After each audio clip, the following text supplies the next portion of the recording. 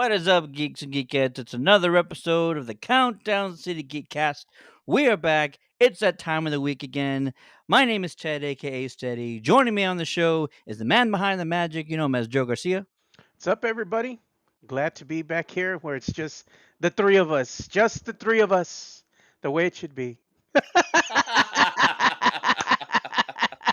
Anybody else wants to join the show before the train goes off the No, man, rails? this Please train already join. left the station. Join. Y'all Here gonna we have to go. jump on at some We're other time. inviting everybody who's watching right now. Call your mothers, call your uncles. We're bringing everybody on the show right now. Jump in Nope, the chat. We want to hear nope, from you guys. I control nope, this. I control this, Joe. nope. Have a seat. Have a seat. Also joining us is my partner in crime, the one and only Matty B. I can't wait. And to be honest with you guys and the rest of the fandom out there, I have some very politically correct takes. I'm going to Uh-oh. be smooth operator throughout this entire thing. No, I'm going to bring it, be Maddie. just I'm just going to be as calm as possible as we talk about this newest episode of The Mandalorian, Ted. Can I get a butt first? Man, I thought we were gonna make it without that. Come on No, now. I don't want to wake up without that. He I, loves I a might butt first. I'm gonna set it as my wake up alarm in the morning. But first, Absolutely. let's There you go. you That's what I'm have to talking have about. it. That's what No, I'm talking about. and actually, we need Ted merch. Speaking of which, Ooh. we got some Star Wars merch, but I'm trying to push Ted. I'm going to push this idea today. I want but first shirts I in the love it. Geekcast First, store. with Ted's face on it. I love it. Oh, but first, Screaming to the heavens. But first. yes, there we go, Ted. There All you right, go. we had a great show for you guys. We have some geeky weekly headlines we need to talk about because there's been some big stuff in the news recently. We're also going to be talking about The Mandalorian chapter 22 that dropped today, and everybody's talking about it because you know why. But first, we have some events that Hit the mute.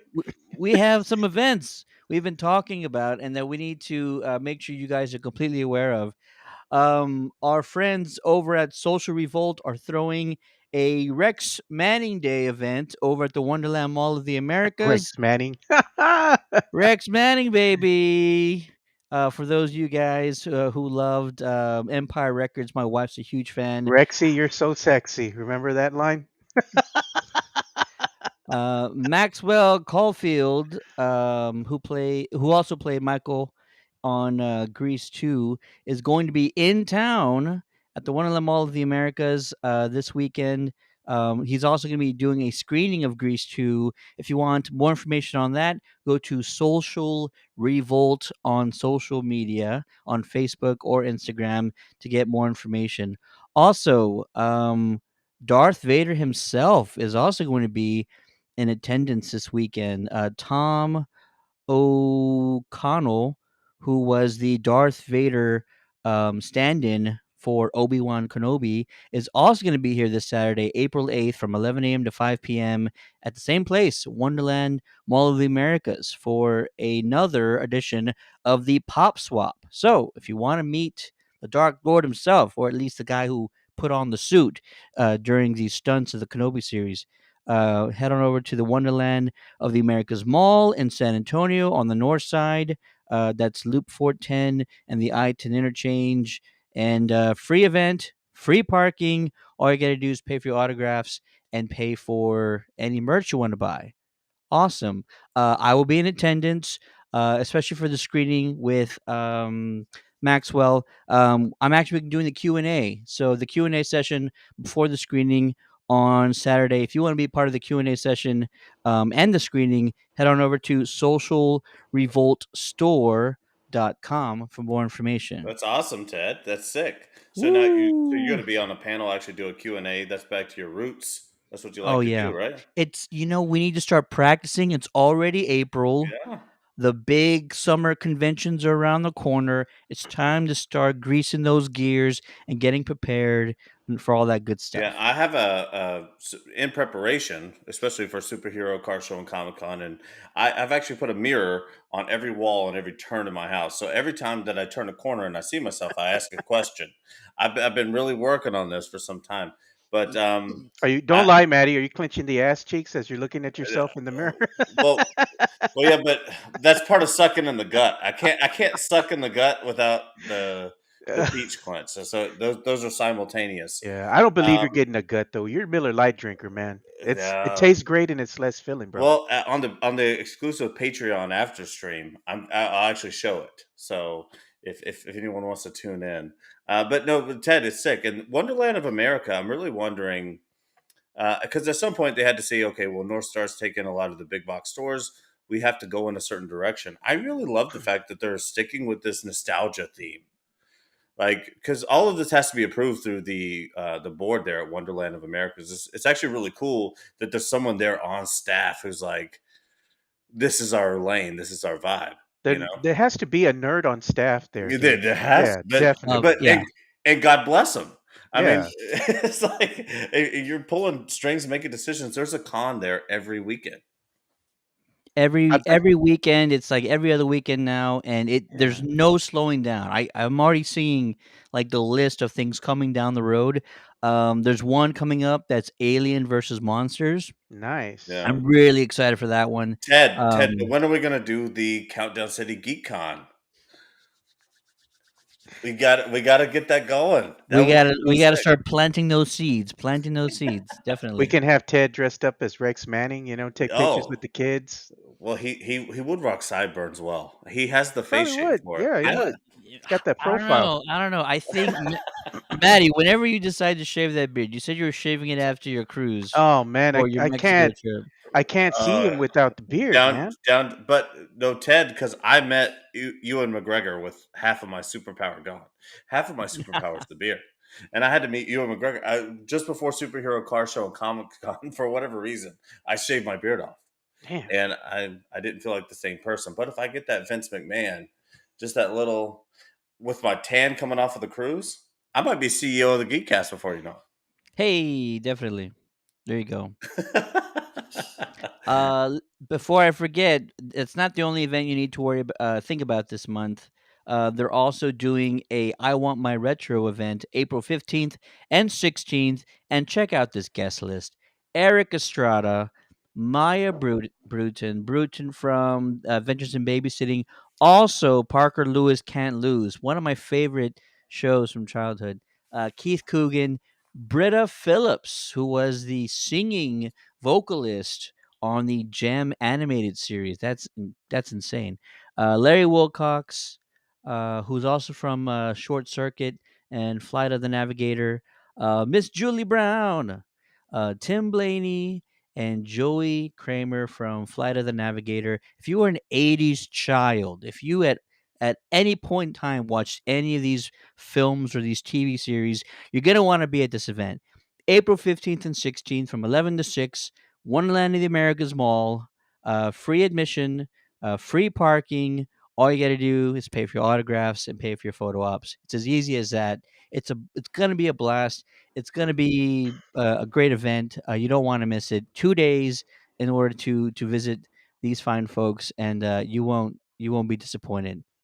Hey, I wonder Anybody if I who can get you guys Joey are, to sign my copy of Flight of the Navigator, man. If I that's pay what for this the is meet and for. greet. You have to, yeah, Yeah, man. Yeah. got Yeah. to, man. And it's also it's pretty essential. I truly believe that the Wonderland of America's Mall is in 5 to 6 years going to be one of those like geek places that you have to attend. The way that they're leveling up, the way that they're doing some of these cons. If you're a true geek, if you love this type of content, I think getting into this mall early and getting some pictures there is going to pay off big time in 6 or 7 years. Yeah, they need to put like a retro arcade in there too, man. Might as well. I think Yeah, they do have one. I they do think have they one. do. I think Yeah. they do have Really? one, and they have It's like the old school pizza place, like a mall. Like, Oh yeah, that old food court, man. yeah, Yeah. it's like it's so perfect for what they're doing. I One of the coolest pieces of property in America, in my opinion. I've been a lot of places, but I think this they got it figured out. They know what they're doing. absolutely. So do not miss it. It's going to be a great time. I can't wait to talk to some of these folks myself because, like I mentioned, big fan of Adventures in Babysitting. Also a huge fan of Lewis Parker Can't Lose. That show was ahead of its time. I mean, it was just like doing nerdy, geeky things like Scott Pilgrim incorporating sort of video game components and different sort of tones and styles No before love anybody for else Johnny was doing Five, it. man. No love for Johnny Five and Short Circuit. Come on. I liked it, but I was not watching it like every single week. So You yeah. should get him. You should get him free if you have like anything from there. They should like start doing that when you get really niche with these sort of cons. Like if someone shows up with the VHS tape, they should just get it for free. Oh A yeah, VHS tape of absolutely, Short Like, Circuit. There you go, man. absolutely. you get all signings. It's like you're a VIP member if you show up with the VHS. There you Or you go. show up in character, you know? Oh yeah, yeah, yeah, for Yeah. sure. We have a movie release, some information to divulge to you guys out in social media land. Yeah. Aquaman 2, Aquaman and the Lost Kingdom, is actually moving up a little, about a week. It's going from Christmas Day, December 25th, to December 20th. I know that's not a big jump, but just letting you guys know. What is some interesting news is that Jason Momoa has been announced as the lead in the Minecraft movie that is actually going to drop in 2025, 2 years from this month, April 2025. Your thoughts on that, gentlemen? Can they pull this off, Joe? Aquaman, I'm not excited about, dude. I'm gonna be honest, I probably won't watch it. Aquaman or Minecraft, Minecraft? Yeah, I'm saying Aquaman, I'm not gonna watch. Minecraft, something that I can get up for because my son's a big fan. So we'll see. Maybe if they're gonna do it as an animated, feature film or something like that, that could work. And he's gonna voice one of these characters. I could see that definitely working. But if they try to put it into a live action thing, it's just gonna get weird quick, you know. So it's I'm. piqued my interest. There's no way that you think they can pull off Minecraft. Is that what you're In saying? live action, no. But if they keep it as an animated feature film, yeah, that's definitely doable. What if it's a dual thing? Like, what if it's like Mm, Who Framed Roger Rabbit? You're going or the from Lego movie. reality or the Lego movie Yeah. reality to the Minecraft universe. What are If they your keep thoughts the on that? reality to a minimum, it can work. But if they try to make it like too much a part of the film, I think it detracts from the overall aesthetic. Gotcha. Maddie B, any thoughts on it? Um, I mean, no, not really. It depends on if James Gunn comes back before it closer to the time of Aquaman coming out. That um, somehow his line still kind of plays in with the trilogy. If not, it's still kind of a nothing burger movie to me. As far as the Minecraft thing goes, I don't hate the like major actors in video game adaptations. Obviously, it worked out really well with Pedro, but he was playing a live action role. But um, we've seen it in animation before, just with the Mario movie and things like that. Some parts of Sonic the Hedgehog.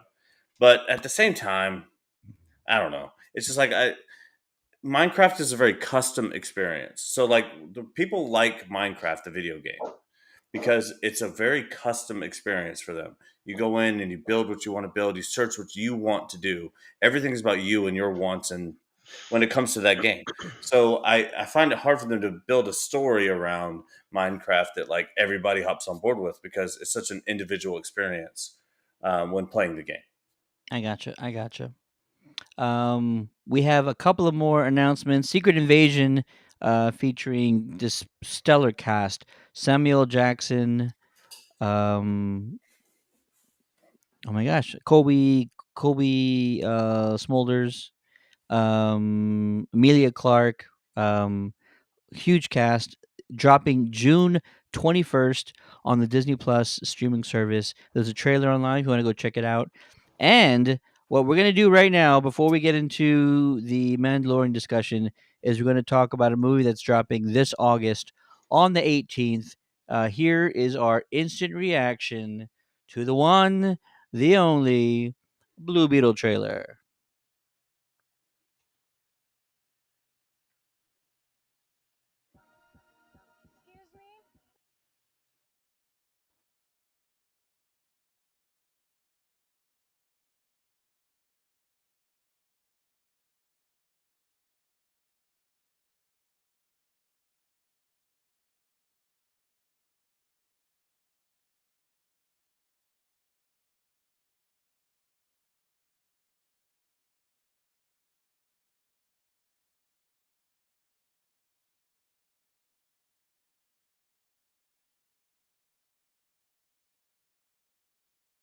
I'm gonna take a kind of shot in the dark and say you guys can't hear anything.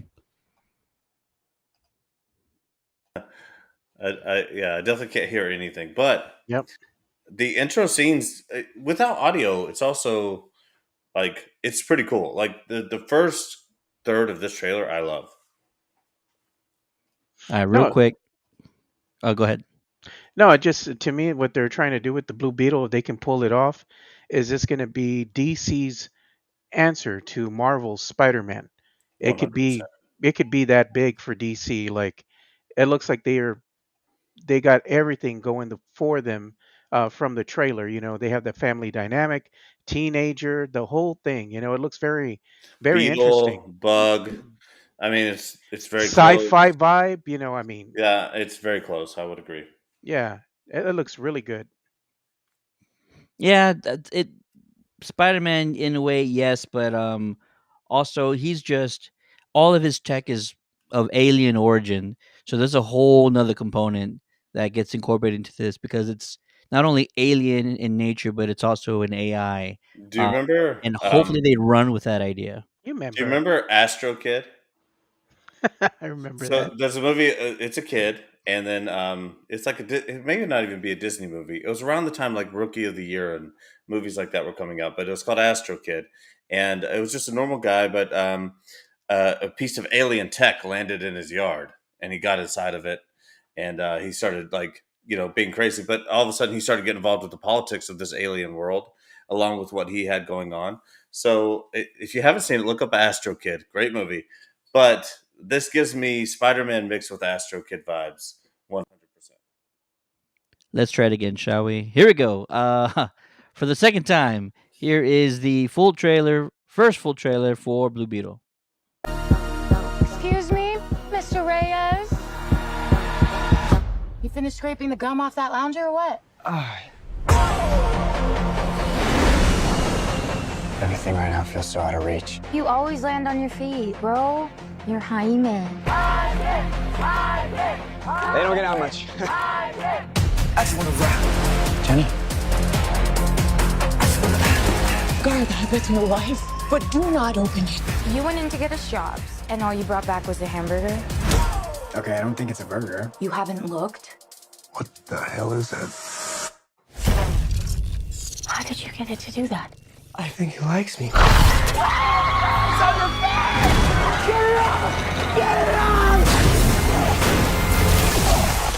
Jaime.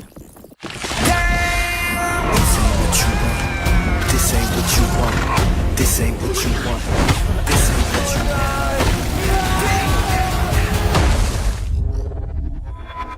What the? Host acquired. Who said that? It's okay. It's gonna be okay.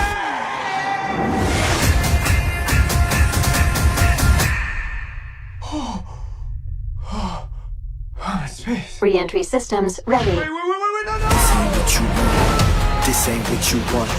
This ain't what you want. Oh. What is going on? I just want to rock. It's called the Scarab. It's some kind of world-destroying weapon. It's designed to protect its host. This ain't what you want. Sometimes it does what you want, and sometimes it doesn't. Body out of here. I think I cut a bus in half. The Scarab chose you, but it belongs to me. The love you feel for your family makes you weak. I just want to rock.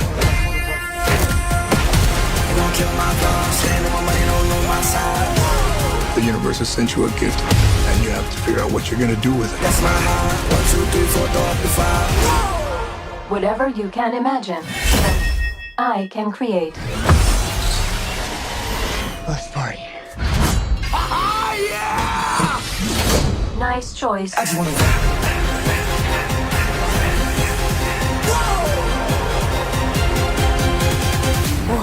It's like Batman stuff. Batman's a fascist. I just want to rock.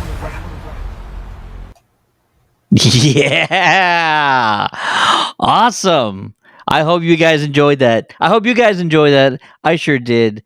Been talking about this project for the longest time. Ever since the version that they put out there on Young Justice in season 2, with Jaime Reyes coming upon the Scarab and gaining the powers. It just always felt like there's so much potential for this character, and we're seeing it fully realized right now. So hopefully they do it justice. But that's a great first trailer, and I'm excited. Joe, Oh yeah, definitely excited. Do you know how to say Blue Beetle in Espanol? In Spanish? Azul something. Escarabajo azul. There So you I'm gonna go. tell them that when I go to the theater. Hey, very Dos nice. por el escarabajo azul, por favor. Well But done. Well done. hey man, but they're nothing better than watching George Lopez rocking the mullet, man. I thought Matty B's mullet was fire, dude. George Lopez has got that thing going on, man. That is a fire mullet. That is a fire Definitely. mullet. I'm Definitely. kind of wanting to tell Matty to bring the mullet back, dude. It's still kind of there. I just have what I'm going for right now, and I'll post a picture into the chat after this. I'm going for a Christian Bale Batman, Bruce Wayne. I'm going Okay, for sort of just a longer vibe without the mullet. Um, but I'll post progress pics maybe. there you I go. got to be honest with you guys. The first Uh-oh. third of this trailer is great. I love the energy, and also the ending scene where obviously his artificial intelligence giving him some signals. He's saying he's kind of Green Lantern, Spider Man. There's a lot of things going on with Blue Beetle. There's a lot of things to be excited about. That scene there with the long sword, awesome. However, up until that scene, like the middle portion of this trailer, it looked a lot like Miss Marvel. And I got to be honest, what's the difference between a scarab and a bangle? Not much. And I really hope that they're not going to Miss Marvel this film in the tonality of it. It'd What be does that very cool. mean? Well, Miss Marvel was candy ass. She was It was like a no, 12-year-old girl. but exactly that's candy ass. That's not what you want the Blue Beetle to be. You don't want the Blue Beetle to be Miss Marvel. You want the Blue Beetle to like Oh be, man. even if he's a nerd, maybe like an Andrew Garfield like type of, what I'm saying, like I gotcha. kinda at least be a teenager with some angst, Hopefully But it's a PG-13 rating, Maddie. I just hope the tonality is all I'm saying. The tonality of Miss Marvel was candy ass, as it should be. Mm. It's that type of show. I don't want that same tonality in Blue Beetle. And the middle portion of that trailer gave me a lot of Miss Marvel vibes. And I know it's different studios, different everything, but I'm just saying tonality. I can I kind hope of it's see that. I can kind of I see hope that. it's a little more like Tobey Maguire Spider Man, like the first one. Like when it made you feel something, and he had some angst, and he was ready to take some anger out. And not every scene in the movie was for everyone in the family, right? Like he's just going out there to do something. I just don't candy ass Blue Beetle. Make Yeah. him awesome. You know what? I one thing that I did like, and it's going back to like the Spider-Man Homecoming thing, is in that one, Spider-Man actually took some L's, and that made Yeah, you like him even more yeah, as a character. Is more relatable. Like not everything just because you don the suit and you got these powers means that instantly you're gonna have all the success, And I kind of hope that they show that progression here. The tonality looks like it's going to be family centric. yeah. Family at the core. You need your family, you're stronger with them and whatnot. But one of the things that I do like is the representation of the Latino community. This is going to be the uh, the Latino version of the Black Panther. And that's really important to have inclusion because you want to see teenagers and kids to see people up on screen that talk and look like them. So I'm happy that this is finally happening for my Latino people. Yeah. I I will start with Maddie first.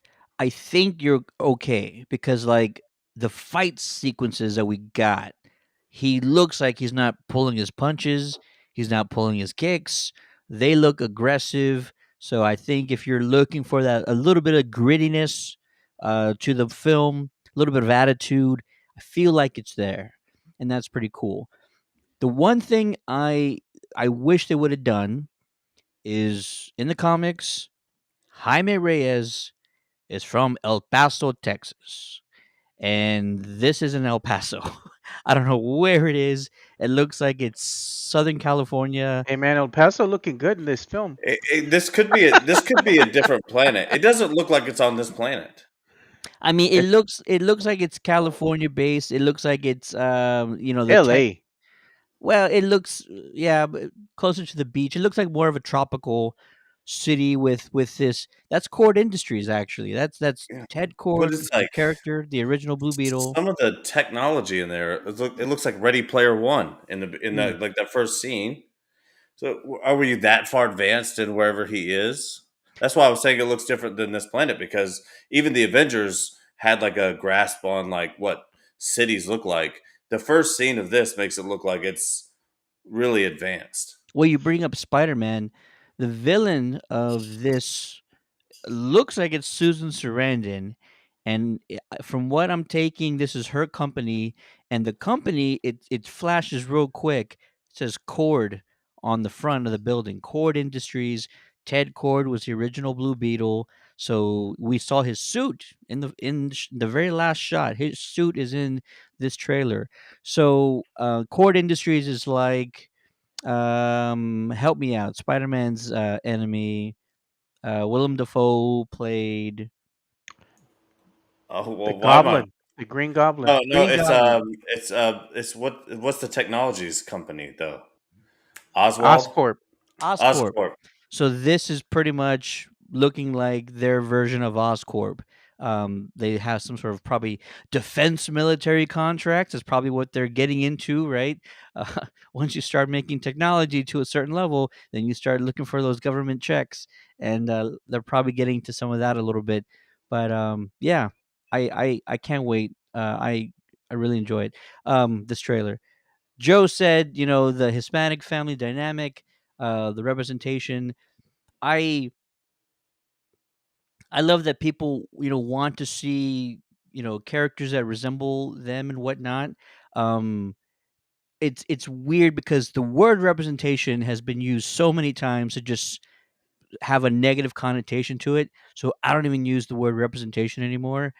I am just it gives you a sense of pride to see a extremely well made film like Wakanda Forever, and you had Namor, who had this very thorough and detailed past with the original or the indigenous civilizations in that part of Central America and South America.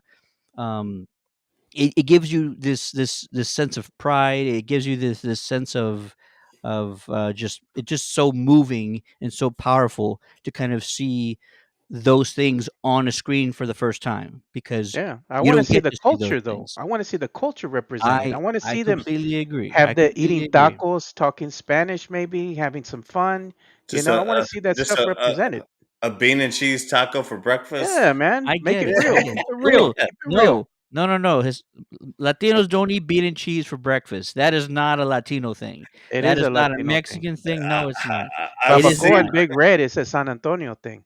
I know that for sure, but seriously, like bean and cheese belongs in lunch and dinner. That's why Mama Margie's didn't even sell it as a breakfast taco because it's not a breakfast taco. But that's another debate I for can another get time. I can get a bean and cheese at Mama Margie's not for in the I know breakfast. you morning. can. I know you Yeah, can. I know you Yeah. can. I mean, I'm just saying Um, it shouldn't be that offensive. I mean, I like bean and cheese burritos from time to time, it's totally but fine. if Totally it's not fine. a breakfast taco, then I would agree it's not a breakfast taco. I'm not a big bean and cheese guy in the morning either.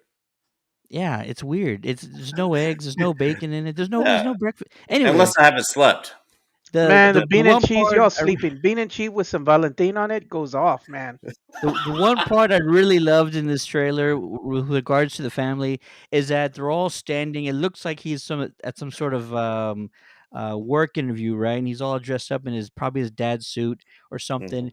And the family's standing outside of their beat up truck. Yes, it had like 6 or 7 family members come out of that thing, Always, man. and they're all outside, embarrassingly cheering him on. And that moment, that feeling has happened to me over a dozen times in my life. Just like a family, like screaming, cheering my name. in a public setting. Like, I can't tell you how many times that has happened to me. So it's just one of those things where it's just like, wow, you can't put a pin on what that is about the Hispanic family that would do something like that. But it happens time and time again. I just love it. I love that they But did that. and I did too. I noticed that in the trailer as well. And through my travels, I've always loved and appreciated the Latino ability of just maintaining a family. Like they really do. Cousins matter, brothers matter, sisters matter, mom and dads matter, elders matter, And you and do it gotta is. hug everybody when you Yeah, arrive, Maddie. but it's also it is a thing though. If someone's up for something special, that everyone in the family is going to be giving them shit a little bit. It's just a thing, It's and just a thing. it's very Latino centric thing too, a little bit because white kids we get away with stuff by crying too hard. I'm depressed, and they just leave us alone for 18 years. It's not like that in Latino families. Not at all. But no, I thought that was really cool part two. I just want them to be Yeah. cool, and I The want him to leave Latino. a little bit of that. I used the word candy ass already. He was a bit candy ass in Cobra Kai. I know you're a big Cobra Kai guy, Ted, but the melodrama, the candy assness about it a little bit. I just want him to bring the Blue Beetle. I want him to Yeah. suit up. I want to see what type of nicknames they're going to give these family members, man, because the Latino community and the Latino family, the way the dynamic works, they're going to pick the one thing that you're extremely embarrassed about. And if you're chunky, they're going to call you gordo or chewy, something. So I want to see if, Flaco. yeah, flaco. Yeah. So I want to Because see what that's nicknames they skinny, come up right? with. That's Yeah. Yeah. yeah. So that's why your family calls me Flacco. I didn't know. Very good. I said Um flaco. we'll move on to the Mandalorian in just a second. The one major interesting thing about this trailer was that they already let the entire family know about this scarab. And unlike Peter Parker, unlike Miss Marvel, unlike these teenagers that they have these powers or abilities and they try and hide them from family and their friends and their loved ones in order to protect them or in order to prevent any shame or embarrassment or prevent any harm from happening to people. This whole household already knows about this. And so I'm wondering when we watch it if it's going to be a missed opportunity because there's a lot of funny moments you could write up of him trying to hide a 3 foot alien advanced AI beetle forged into his spine from his family, like putting on clothes real quick, trying to shower and walk around with two towels because he can't show his back to people. Like, it feels interesting, a little odd. It's not a deal breaker, but perhaps there's a reason why they would needed to show the entire family already, instead of just Yeah, hiding it and kind but of if they working around that. yeah, no, I totally get you because that's really one of the funny parts of teenage superhero movies is Yeah, the hiding it from the parents thing. But it would also be cool in the family dynamic of them like using it against them. So like, so I'm not allowed to tell people outside the house about this. So what are you going to do for me, sort of thing. It'd be funny if like one of the little brothers or one of the little cousins gets him to like fend off a bully or whatever it might be. Like you got to take care of him, or I'm going to tell everybody about your secret or whatever. So there's some cool things that they could bring in, but I agree that is an interesting dynamic. Most of the time, you have to keep it a secret. Yeah. absolutely. All right. Once again, the Blue Beetle movie drops August 18th in theaters around the world. All right. It's time we get to the main topic Oh of the man. night. And strap in, folks. It's going to be a bumpy ride.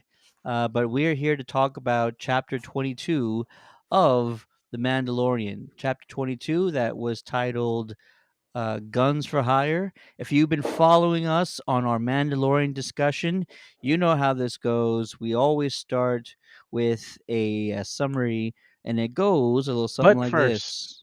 No, that's at the beginning of the show. Joe, you've been doing this far too long to not understand how this works. All No, right, I like chapter to mess you up, 22, man. It was fun. Guns for Hire. We come across Bo-Katan's old Mandalorian crew aboard an Imperial Star Destroyer. working as mercenaries. We catch up with Bo and Din, who are traveling to uh, Plazir 15 to reconnect with these Mandalorians that once followed her. The Duke and Duchess of Plazar 15, played by Lizzo and Jack Black, have a favor to ask of them first. Battle droids are wreaking havoc across the city, and they can't figure out why. Bo and Din are able to locate the source of the problem, a security officer played by Christopher Lloyd, who has been reprogramming the droids and causing them to wreak havoc around the city. They have him arrested. They are able to finally meet the Mandalorians, and after a brief skirmish, Bo Katan assumes control and leadership over the group and even gets back her dark saber from Din. All is well again as credits roll. Gentlemen, episode or chapter, sorry, 22, Guns for Hire. A lot happened in this episode. I wasn't going to go through every single bit of it, but I want to hear from you guys your initial reactions before we get into the meat of everything. If you haven't seen the episode, pause the stream now, come back later on. Spoiler alert from here on out. Joe, your initial overview of the episode. One word, Lizzo.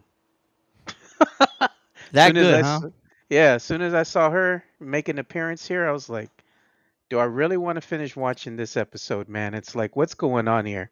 You got Lizzo right away when Din and Bo Katan go into this big old, room or whatever where everybody's having this feast.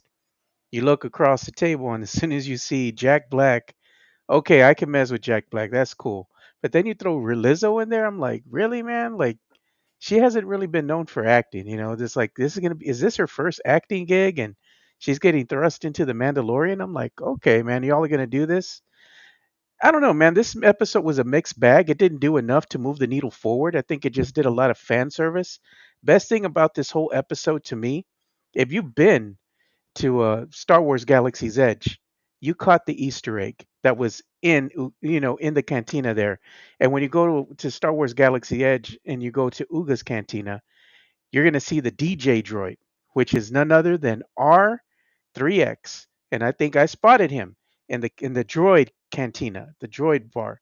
So to me, that was really cool. If you know, you know. But like I said, this episode was just a filler episode. Bryce Dallas Howard did direct this episode, and it was just, to me, it was a hot mess. Did move the needle forward. The most interesting parts or the aspect of the whole episode was the skirmish that actually happens at the very end. We needed to see more of that actually happen in this episode, where you see that dynamic between Bo Katan, Din, going on a mission to go ahead and see this other faction of the Mandalorians, where she's trying to, bring together and bring them back to this, home world, and this family unit that they're trying to build here. But there was not enough of that. You got a very small taste of it. I wanted to get things weird. I wanted to be uncomfortable. I wanted to see Bo-Katan be uncomfortable, and finally get what she wanted the whole time. But I wanted to see her get there, and to me, it was just a whole lot of filler, not a lot of substance, and then kind of giving you what you want at the very end. It was okay. I'm not going to say it was the best episode of the year. It's probably the worst, but it was all right. I mean, didn't really do nothing for me. I gotcha. I gotcha. General Kenobi's in the chat saying hello there. He says very brief skirmish, and he also follows up with, "They pulled a Dumbledore on the dark saber." More on that in a second. Maddie B, your overview of the episode. What were your initial feelings after watching it? Trash. Man, a few Total words. total trash. I feel like I'm on a crazy train with Star Wars fandom, and I'm just wondering when the ride is going to end. What are we doing here? This is insane. I mean, not only did this episode, what is with the side missions being the main story of these episodes? It's insane. The side stories take up 75% of the time, and we're not getting to what we want to get to. Yeah, we want the Bo-Katan, substance. Den, getting into stuff. And I thought the beginning of this episode, when they kind of went on this little side mission that we didn't figure out was useless until later, I kind of liked it. Den was a little ornery in this episode. Den he was kind of ornery. He was like, whatever. I'm not going with this. I'm kicking droids. I'm doing like he was kind of like, you know, acting out a little bit, and Bo-Katan was showing herself as the clear leader there, and it's just it's so bad what they did with Jack Black and Lizzo, and Christopher Lloyd. They ruined a Christopher Lloyd cameo by introducing it with Jack Black and Lizzo. I don't know who on the world is watching Mando and Bo-Katan walk through this world, and all of a sudden we're supposed to see Jack Black and Lizzo sitting at a table together, and that doesn't pull you completely out of the show. There's no need for it whatsoever. It's useless. This is Lizzo's first acting job ever. Okay, so the first time you ever get on screen, boom, we're Well, going to throw you into that's the not true. She was in Hustlers in 2019 no. Ted, with J stop your Lo. defense. Ted, you can't. There is no She was in defense of this Hustlers with move. J Lo. I'm There just is no. telling you, it's not a first. There is no defense of this move. This is a clear and cut Kathleen Kennedy political thing. It just is. There's no reason for Lizzo to be in this. She sucks as an actress. Her and Jack Black together on the same scene already pulls you out of the scene, and then you take a great actor like Christopher Lloyd, who could have had a sick cameo in this thing. He could have been really plotted throughout, but now he's just an afterthought at the end of an episode, and they gave him a Dooku line, whatever. It the droid bar is stupid. The droids don't go to bars and hang out. That's They're not a drinking thing. oil. That's so stupid. Lizzo is stupid. Jack Black is stupid. This planet is stupid. The whole premise of this entire episode is stupid, except for what we started with and what we ended with, which was maybe 9 minutes of this 46-minute program. And we have 2 episodes left after this. Where are we going? Where it didn't? I mean, what are we doing here, Ted? I would love for somebody to tell me. And if you give Maddie, me the whole thing of Ted, no, I've got to tell Ted. Ted, you cannot give me the thing of well, the writers know that for a long time people knew where the story was going. So the new thing is to let you not. No, this is terrible story writing. The Mandalorian 3 sucks. John Favreau might have to throw in the towel after this. I got to be honest. And he might be doing this. He might be throwing the game on purpose. Really? well, this episode, Maddie, was as useless as one-ply toilet paper, man. It was horrible. It was Horrible. the worst I've ever seen. What is the point of this whole season? What has happened? You could sum up everything that matters, and you could probably make 25 minutes out of it. Look at General Kenobi's Probably so. comment. Probably He said, so. "I felt like I was watching Bad Batch and not a good one." Bad Batch, Bad Batch, Bad Batch did something that this show didn't. Bad Batch went off on the side stories here and there. They had 16 episodes, yeah, so you're They had able to. to kind of go off into stories, but they brought it back so solely and corely to the story frame towards those last few episodes into the season finale that it really brought you right back into what was going on. The Mandalorian, there is no spine. There is no nothing. And Bo-Katan's story is cool, but why are we going to sideline Din Djarin this whole season? It is it is obvious to see how much the writers of this season have leaned into the serial flavor of the week format. Yes, Star Wars was sort of built and inspired by old TV shows of that format. That's why the first scene is just Vader walking onto a ship. We have no backstory, no nothing, because they were inspired by those old format.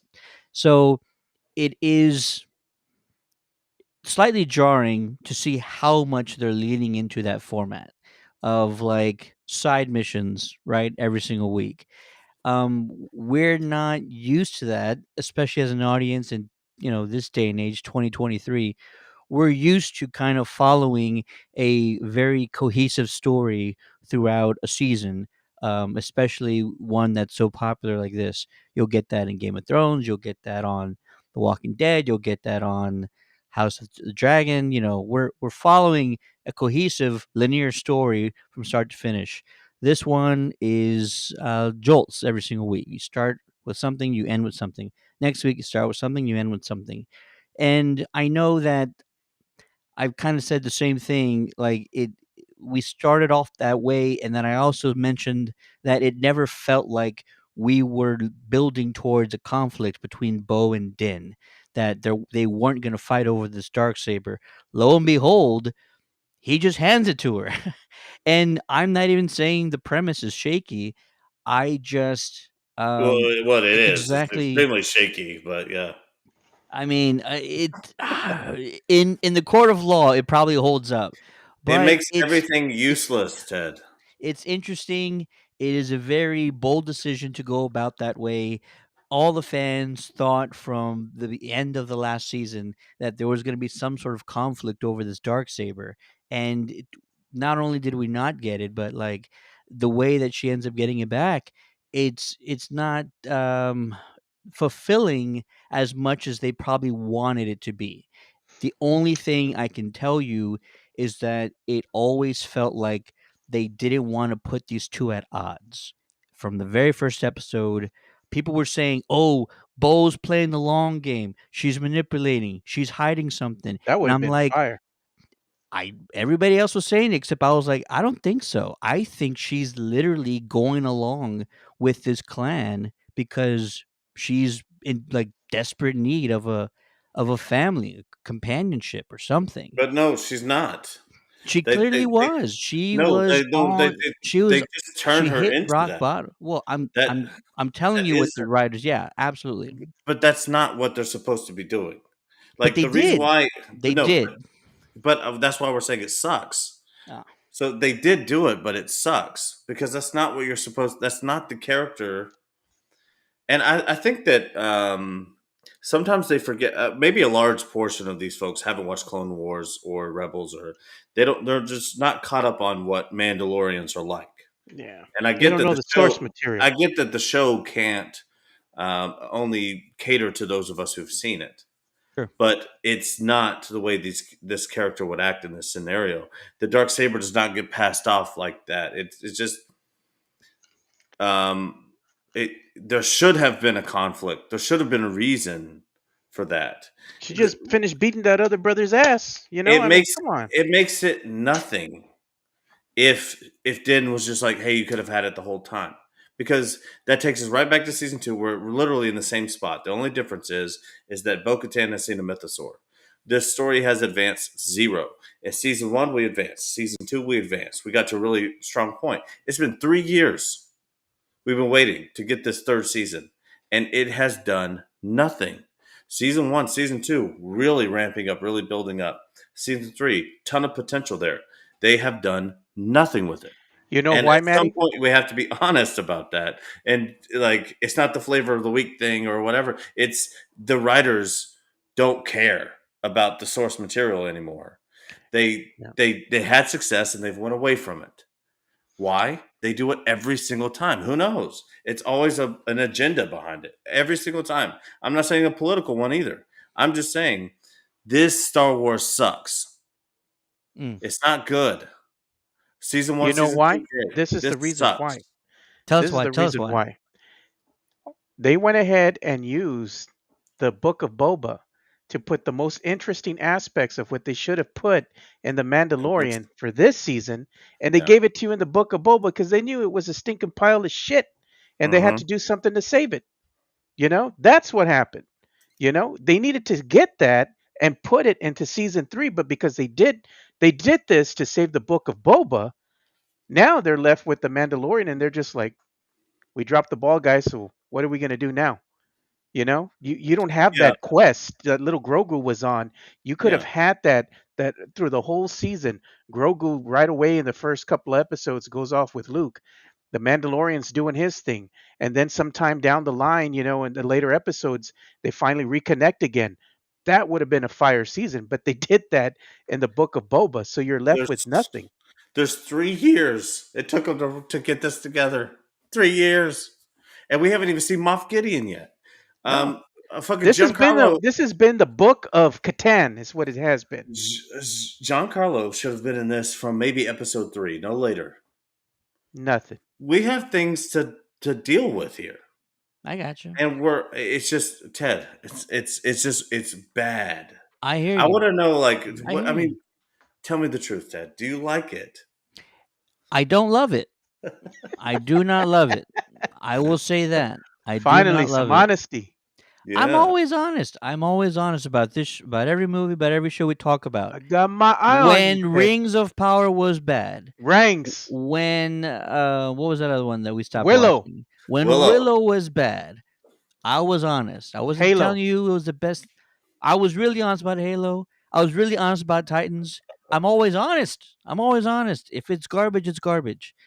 It's all very interesting. It's weird choices. It's weird choices that they went about this route, because we all you thought we were being set up for this very impactful conflict, power struggle, right, between factions, and then we find Bo, who's hit rock bottom, and all of her motivations are gone. She's given up on life, almost, basically. She's lost her entire team. She's got no longing, no motivations to lead anything. Like, that's where we found her. It was a surprise to everybody.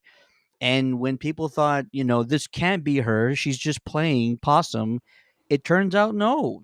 Those were all genuine feelings, and they tried to sell us that she didn't want anything anymore, but she kind of found a family again with the armor and Din and these other Mandos, and this is the way. And they really tried to sell us on this thing.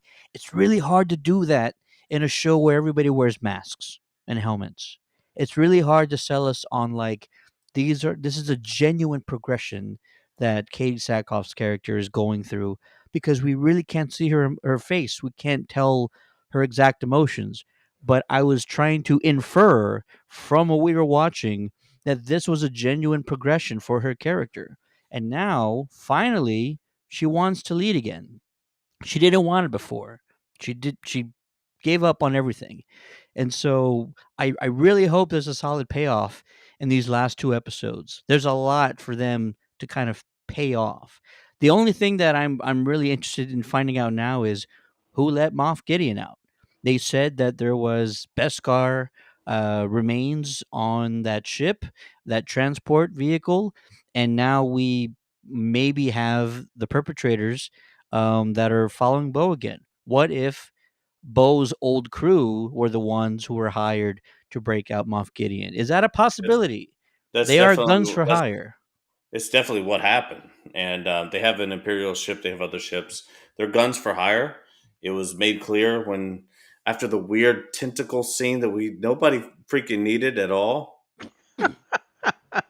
This Romeo and Juliet scene, worst thing ever.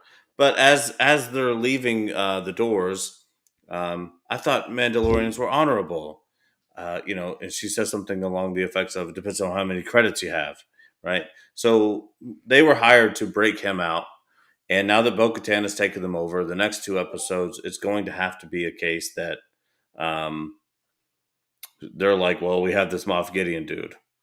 And what do we do with that? That's probably how the episodes are going to end. It's probably going to have very little to do with Din Djarin or Baby Grogu, and a lot to do with everybody else. And um, I'm setting myself up for disappointment because I don't trust them with this anymore. I think Yeah, I it's think there's it's bad. consequences coming though, because even if they did in fact break out Moff Gideon, they're the ones that put him there in the first place. Well, not them per se, but another Mandalorian, which was Din, and his ragtag group of people.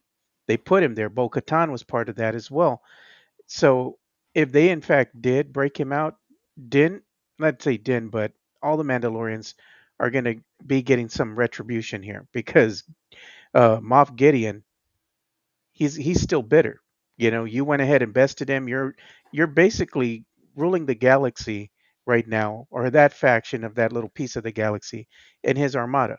These are his ships. These are things that he commandeered, and now he doesn't have them. You don't think he's going to want to come and get them back? And not only that, but he knows where the other faction of the Mandalorians are. I'm sure, in Navarro. So the only saving grace for this whole season would be that these Mandalorians take a big L, and not only does Moff Gideon want to get revenge on them, but maybe the new alliance or the new galactic empire or whatever they want to call themselves are going to come out and start trying to get some, some answers and want to bring them to justice because it looks like, they're being framed for a crime that either they did commit or they didn't commit. So I think there's going to be some consequences coming here, and hopefully this will save this season because it's just been a hot mess, man. It hasn't been that enjoyable. It wasn't It like would the Book of Boba, where you had these wow moments. This one's like, it's all right. Well, for Mandalorians, it would to me it makes the most sense that their storyline and how this is going is that the Republic, the New Republic, and the upcoming First Order. We don't have a name for this interim phase they're in right now, but that they're both against it. Like the Mandalorians are right in the middle of those two. Like the Mandalorians will be enemies to both, and because we've already seen them showing the New Republic in bad light, it shows them as this bureaucracy and all of these things. Just the way that they've shown the politics on the New Republic side, while they're also like rehabilitating people from the Empire who kind of had a lot of the same things. You saw that a little bit in the last episode. Um, Politically speaking, I think the Mandalorians are going to have enemies on both sides, but those other two sides are going to be at war against each other, and the Mandalorians are used to just being hired. They're used to Yeah. being mercenaries. Yep.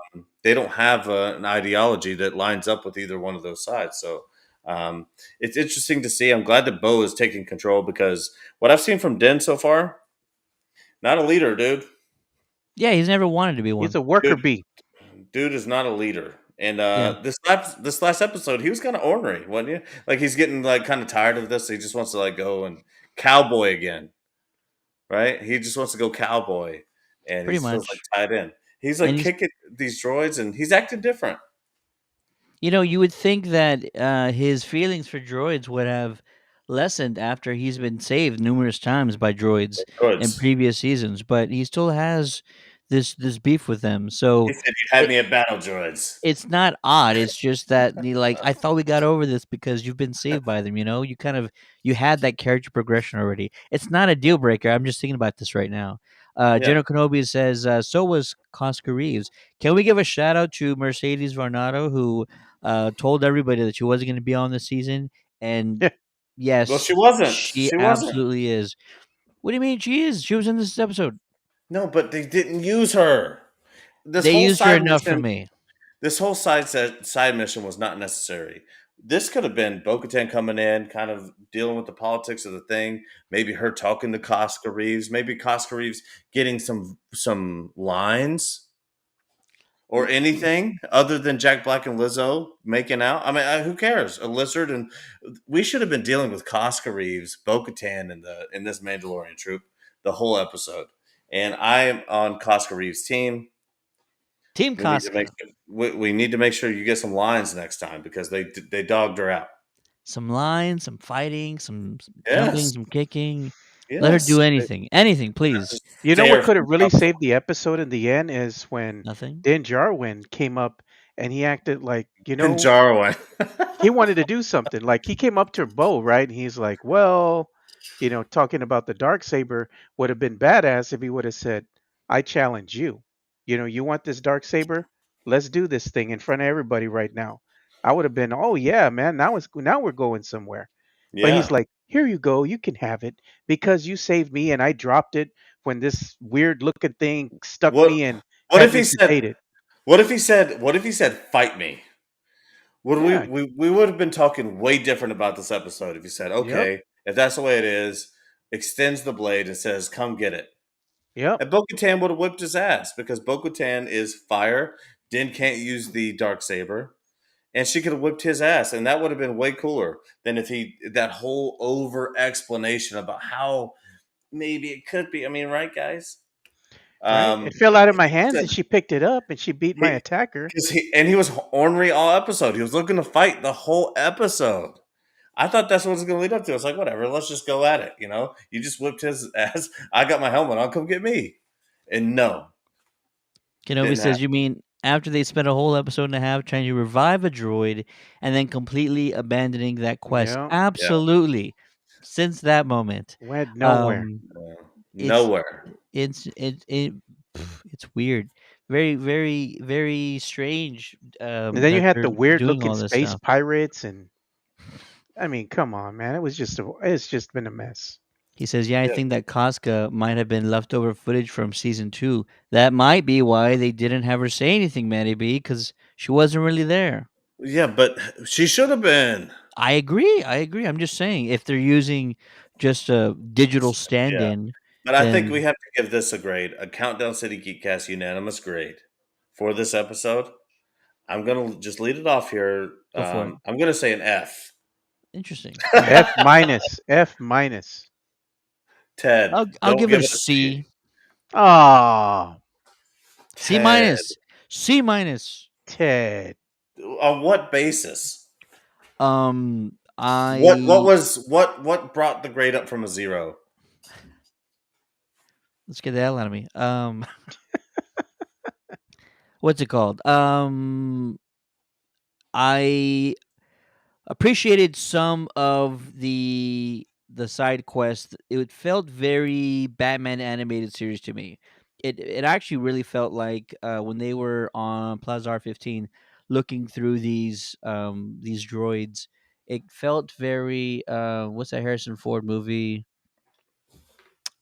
Getting old. It's not Star Um, Wars, is it? no, no, no, You talking not about Star Blade Wars. Runner?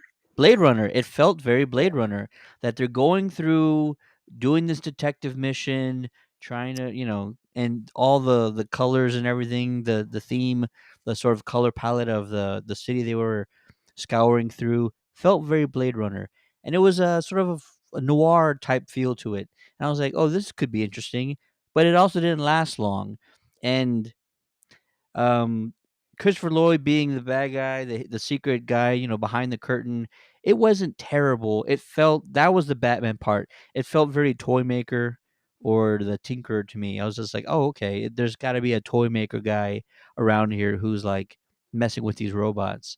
And lo and behold, it was. I didn't even expect it to be Christopher Lloyd because he didn't seem like he was going to be a big character, and so it wasn't a big payoff. The twist wasn't a huge payoff, but the stuff before that was kind of interesting. So C minus, C minus, You're so funny, Ted. C minus. I Yeah, did like the reference though that they did to kill or kill Quill. uh Quill, yeah, his species. You know, the way he was able to communicate with them, and I have spoken. You know, I haven't heard that in a while, so that was Yeah. the Ugnut. You know, that was a cool callback. Yeah.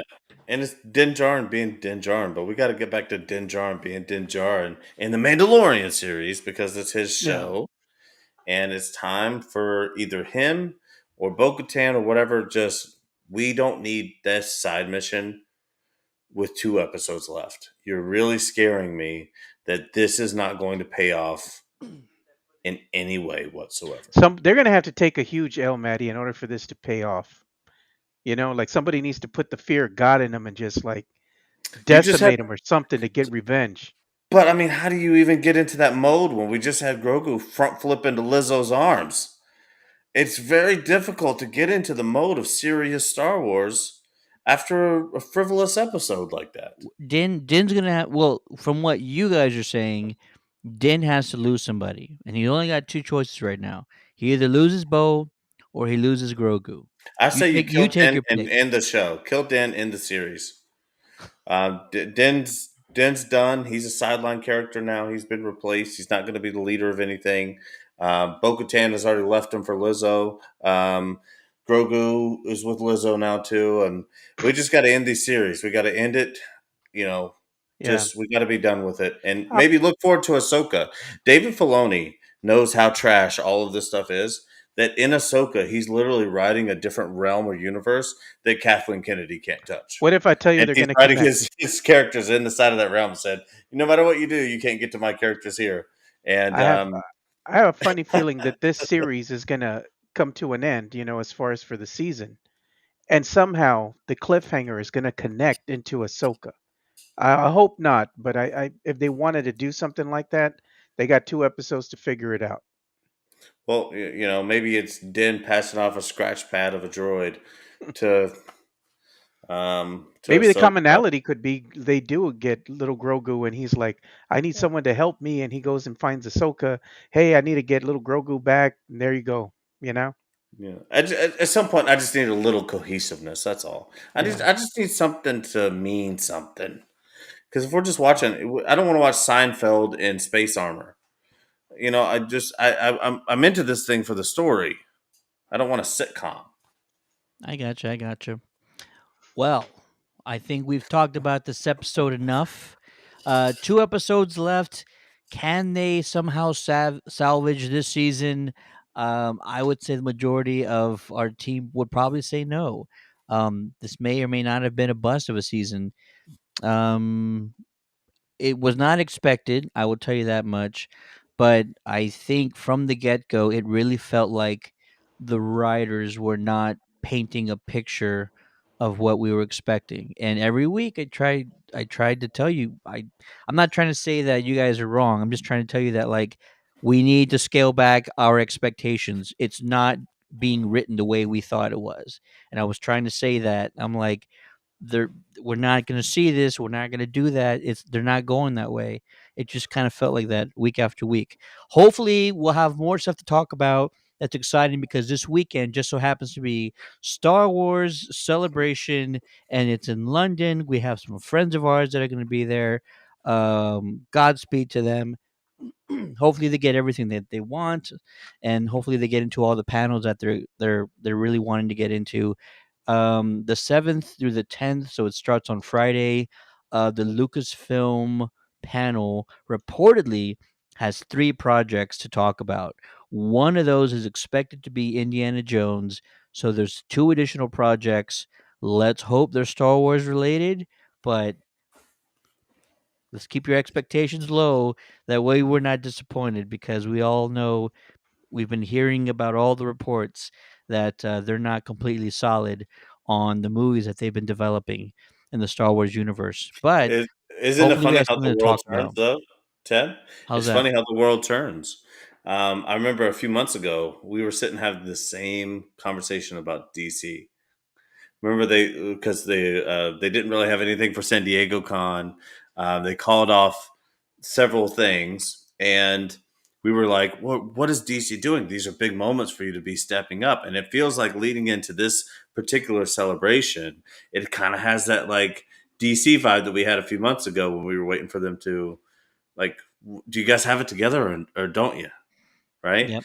And then what did we see shortly after that time? We saw DC make huge structural um, changes, and I wonder if something like that's on the way for Star Wars as well. It could be. The only one that's sticking by their guns is Marvel. You know, they keep making the projects that they said they would. They keep dropping trailers But for they're having movies that problems over there too, a little bit. they're not changing anything. Like all the movies they told us they were gonna make, they're still making them. It doesn't Yeah, matter if you know what we think about them or not. Their plan, they're sticking to it, and that's why they're successful.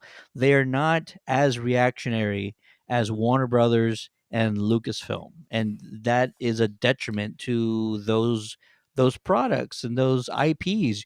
You cannot be that reactionary. You need stability in your cinematic universes because the fans hate instability, and we I don't go agree. to the movies when that shit happens. And another thing that's happening to us a little bit too, and it's just sort of coming to a head a little bit now, I think, is there's always been a lag in development and production of a movie, right? So, like, by the time you see a movie in theaters, there's like a 3 to 4 year lag on like cultural and like situational things that were going on when that movie was being written, for example. But now we're getting things so fast, information so fast, that's coming to a head a little bit with, and again, the reactionary, like we got to scrap this because something just happened in the news. We got to scrap it now. When before they would have just sort of let it ride. We're going to let this thing sort of, play itself out, and then we'll see what we do with it after. The reactionary phase in Hollywood is it's hurting a lot of studios right now, and it's unfortunately it's what the shit I care about. Take that shit over to the Barbie movie. Like I leave my Star Wars alone with all that. You know, Ted's excited about that Barbie movie, man. Ted is excited about the Barbie movie. There is a review. Ted is going to have that out at 9 p.m. tomorrow night. Tune in. Full, full review. Spoiler No, heavy. no, but seriously, he probably is excited because he has a little girl and she's probably going to want to go see it. You know. Maddie already knows. She has no idea who Barbie is. No, it's Elsa or nothing. It's Elsa or she's been playing with my Ecto. I got this new Ecto behind me. How can I Oh, show she's a it little to you here? Ghostbuster? Yeah, so I got the new Afterlife Ecto 1 just Yeah. came in. And she's been playing with that. Gently, I tell her, gently, don't pull on the door so hard. But no, she's having she's having fun playing with my Ghostbusters collectibles, not toys, collectibles. Yeah. There's no toys in the Ghostbusters universe. So No, not at I don't, all. I don't even know This what that word means. this proton pack is not a toy. Yeah. Awesome. Well, listen, we want to hear from you guys. This is not just our show, this is yours as well. Let us know what you thought about Mandalorian Chapter 22, Guns for Hire. Did you not like anything from start to finish? Were there some things to appreciate? Drop those thoughts in the comments. Or if you're listening to this show on the podcast version of this, then you can always email us on the contact page of our website at www.countdown.citygeeks.com. How about that? Just go visit it just for shits and giggles. Go check out what we're writing about, what we're talking about. Jenna Godobi in the chat says, dude, those ectos were on clearance for a long time. You know what? I feel like they just got restocked. Um, because I look for the Afterlife one like from time to time and it's always like out of stock, out of stock, out of stock. I just so happened to look it up one time in stock, 29% off. If you guys would like your own Afterlife Ecto collectible item, head on over to our Facebook page and you can use our affiliate link and that'll also support the show. He says he almost picked one up. Absolutely. They're gorgeous. They're beautiful. Shall I bring it closer? Just a side note, when they told me that Lizzo was going to be in this episode, I was like, I don't believe it. And is she going to play the Death Star? Ooh, cringe. Let's get to something cooler. How about this? The Ghostbusters Afterlife Ecto. Nice detailing. Honestly, seriously, really appreciate all the details. Roof rack looks incredible. Only came in with like 4 or 5 separate pieces and very easy to put together. Oh, even comes with the the RC trap in here. Really? That's pretty cool. Yeah, look at that RC trap for everybody. Yeah, it doesn't like drop like the Lego version does. That would have been just a slight notch cooler, but it still holds in there. So Yeah. And, I know that earlier in the Mandalorian season, we had been teased of the Hutt's return, but I didn't think we'd get it this soon. oh, but hey, I've been holding on to these for a while.